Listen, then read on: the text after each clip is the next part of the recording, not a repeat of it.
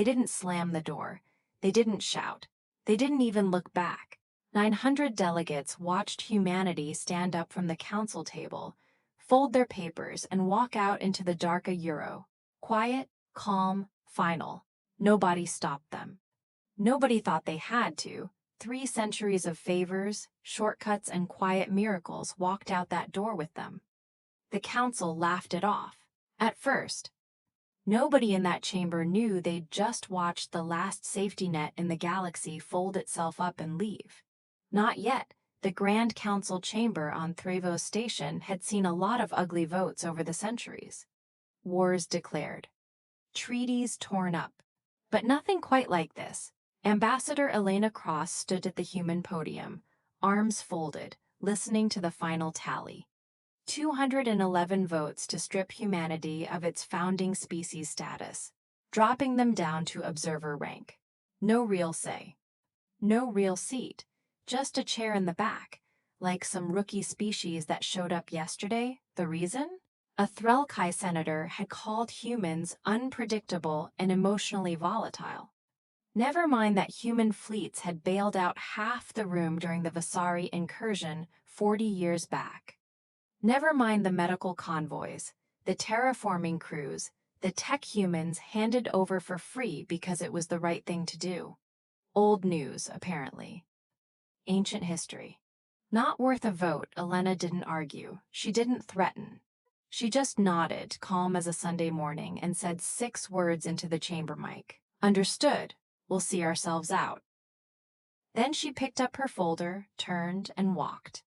Behind her, every single human delegate, aide, and liaison on that station did the same. No slammed doors, no parting shots. Just a long line of humans walking out of a room that had used them for 300 years and never once said thank you. A Grethari counselor actually chuckled. Dramatic, aren't they? They'll be back within a cycle. Where else would they go? Nobody in that room had bothered to ask what observer rank actually meant in practice. Nobody thought to check what would happen if the species running half the galaxy's supply lines simply stopped showing up. Because here's the thing nobody in that chamber understood yet. Humans didn't do things halfway. When they committed, they went all in. And when they walked all the way out of Euro fleets, contracts, favors, everything. The doors sealed behind the last human delegate. The council moved on to the next agenda item like nothing happened. 300 light-years away, human engineers were already packing up their tools on a dozen alien worlds, catching the next transport home. No announcements, no press conferences. Just quiet, steady hands closing up shop. The countdown had already started. Nobody was watching the clock yet. The first week, nothing happened. That's how these things always start a Euros, nothing, and then everything. On Velkar Prime, the human-run water purification crews didn't show up for their shift. A junior technician from the council's engineering pool tried to cover, took one look at the human-built systems, and had zero clue where to even start. Human tech had a habit of being built fast, built smart, and built without a manual, because humans just knew how the thing worked in their bones. The Velkar administrator sent a routine message to the Human Labor Office. No response. Sent another. Still nothing. He shrugged it off a Euros. Probably a scheduling mix-up, he figured. Happens all the time. It wasn't a mix-up. Out past the Kessler Belt, a supply convoy that had run like clockwork for 11 years, human pilots at the helm, didn't launch. The cargo's medical supplies bound for 3 separate colonies of Euros sat in the depot collecting dust. A dock worker from the Ithnu species asked around. Somebody said the human crews had all put in for leave. All of them, at the same time. Kind of a weird coincidence, huh? Except it wasn't a coincidence at all. Meanwhile, back on Earth, nobody was throwing a party. Nobody was celebrating. It was quiet, almost solemn. Ships came home one by one, hulls scarred from years of alien wars that were never really humanity's fight to begin with. Crews walked off gangways and hugged their families for the first time in years. Old soldiers looked older. Everybody just seemed tired. Tired of being the galaxy's designated fixer, the ones who showed up when nobody else would, and never got so much as a decent handshake for it. President Reyes gave one short address, no grand speech, no chest thumping. Just this. We're not walking away from our friends. We're walking away from people who never saw us as friends to begin with. Earth's door stays open, but we're done knocking on one that never opens back. Out in the Council's shining stations, life carried on.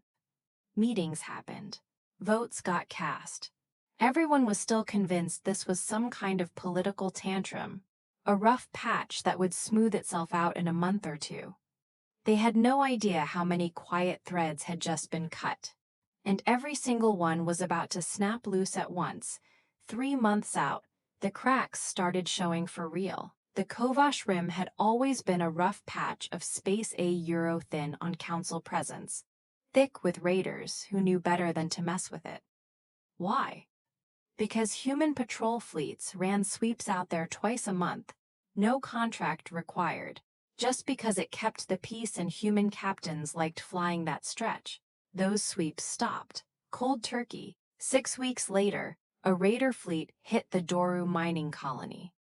Took everything that wasn't bolted down. 23 casualties.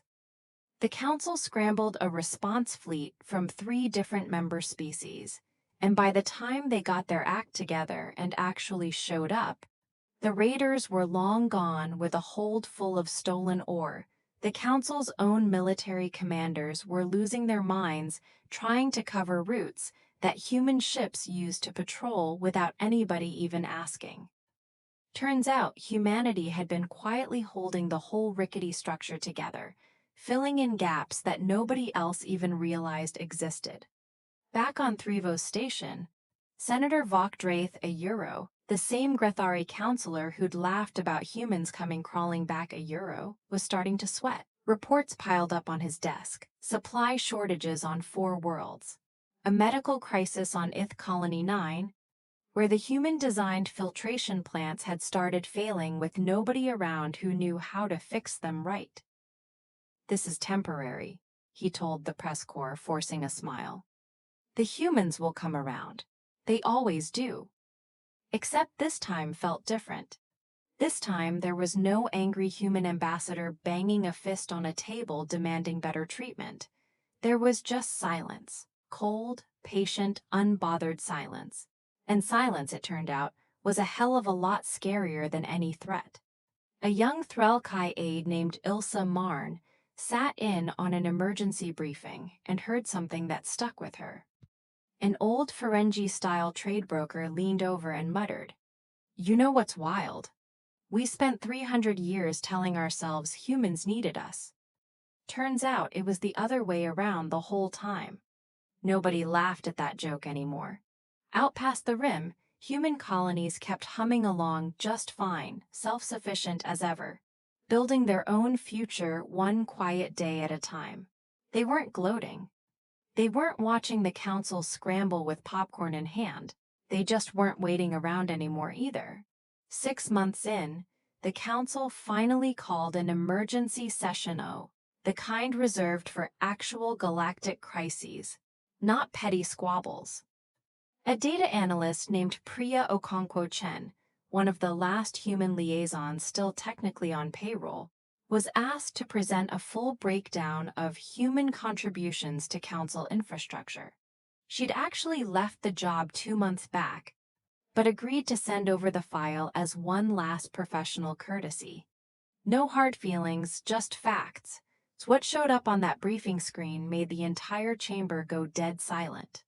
Humans weren't running 4 or 5 key systems. They were running 61% of interstellar medical logistics, 74% of frontier colony defense patrols, 82% of terraforming stabilization projects across contested worlds, and nearly all of the deep space rescue operations that had saved thousands of alien lives over the decades quietly, without so much as a press release, 61%. 74%, 82%. Counselor Voktreath read the numbers 3 times, convinced there had to be a typo. There wasn't. How? He asked the room, voice cracking just slightly. Did none of us know this? An older ITHNU delegate, one of the few who'd actually worked alongside humans for decades, answered him flat and blunt. Because they never asked for credit. They just did the work. And we got real comfortable acting like the work did itself. That hit different. Because it was true, and everybody in that room knew it. The chamber erupted into arguing a Eurospecies, pointing fingers, demanding to know who dropped the ball, who should have been tracking this. Somebody suggested formal sanctions against Earth for abandoning Council responsibilities.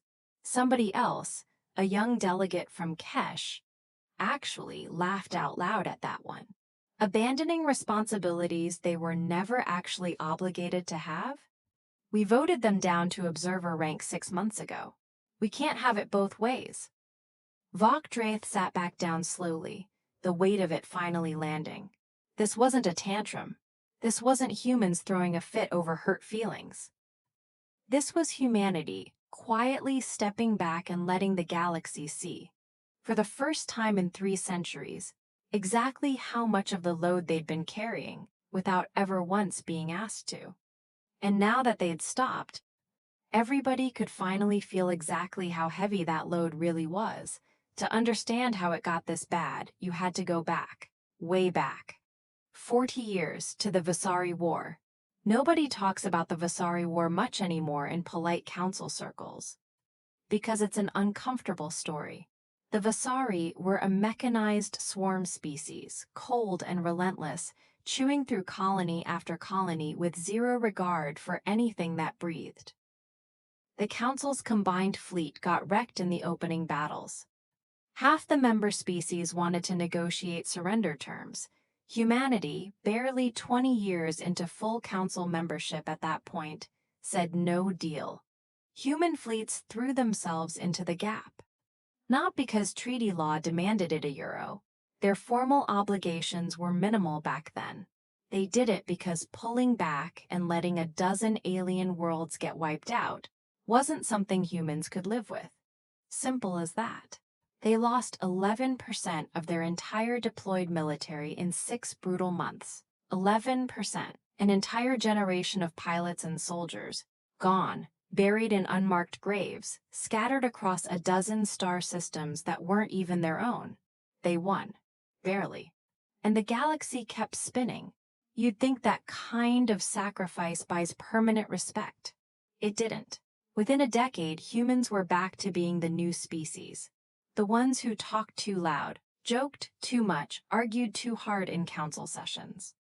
The ones who got handed the dirty jobs nobody else wanted, because, well, they were good at it and they never really said no. Old General Marcus Webb, one of the last living Vasari War veterans, put it simply in an interview years later. Back when a documentary crew asked him why humanity kept showing up for a galaxy that barely acknowledged them. "We didn't do it for the thank you," he said. "We did it because it was the right thing to do." But there's a difference between not needing thanks and never getting so much as a nod. A man can only carry a stretcher so many times before he starts wondering if anybody even remembers his name. That quote got buried in an old archive for decades. Somebody dug it back up during the crisis, and it started circulating across every human network on Earth. Turned out, an entire generation had been carrying that same quiet, tired feeling.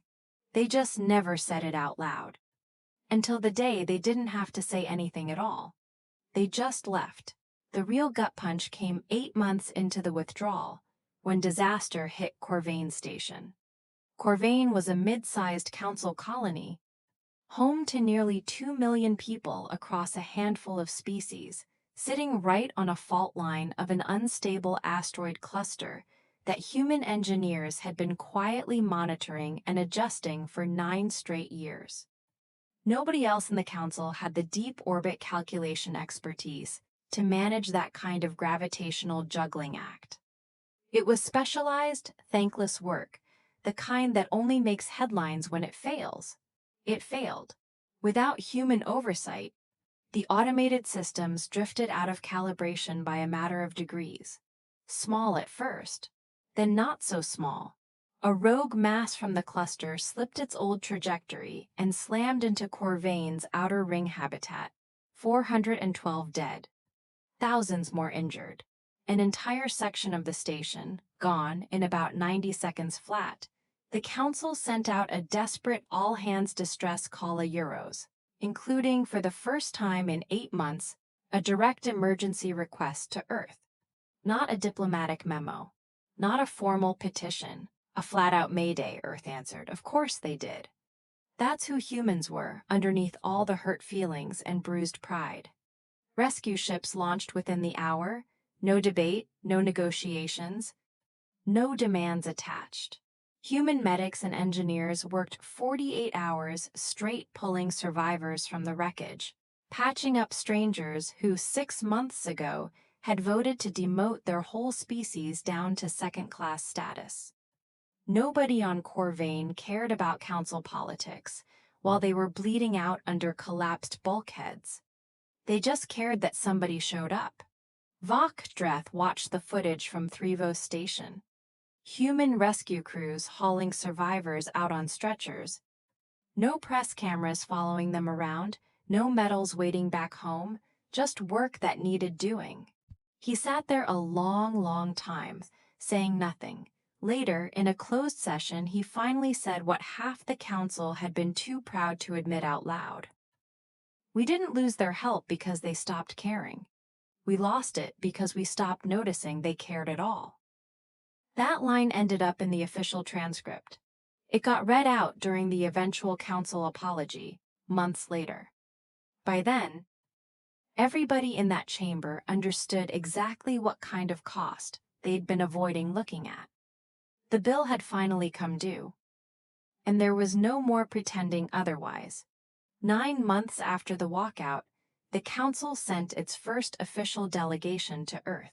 Not a memo, not a summons. An actual delegation, hat in hand, requesting to speak. 3 ambassadors made the trip a Euro, a stiff, careful Threlkai diplomat named Yorvasa, a weary Ithnu elder who'd worked with humans for decades, and Vakdraith himself, who'd insisted on going in person. They landed in New Geneva expecting...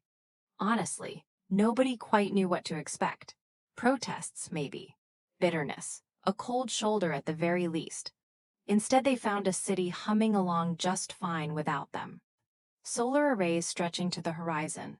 New shipyards under construction. Human designs, human hands, no council contracts involved at all. Kids playing in parks. Farmers markets on a Saturday morning.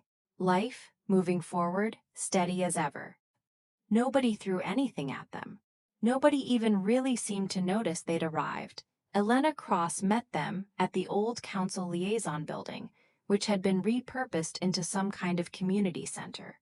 She looked good, rested, like a woman who'd finally set down a weight she'd been carrying way too long. "You've got a lot of nerve showing up here without an invitation," she said. But there wasn't real venom in it, just tired honesty.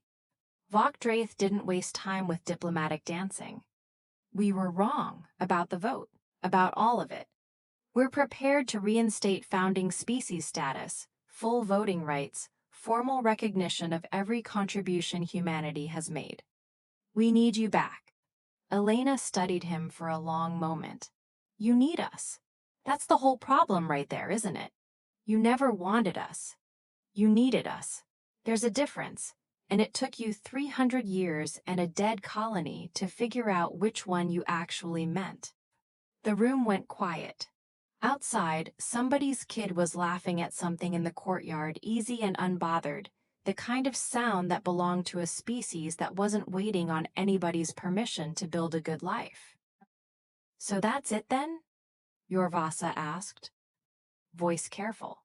"Humanity's finished with the council for good?"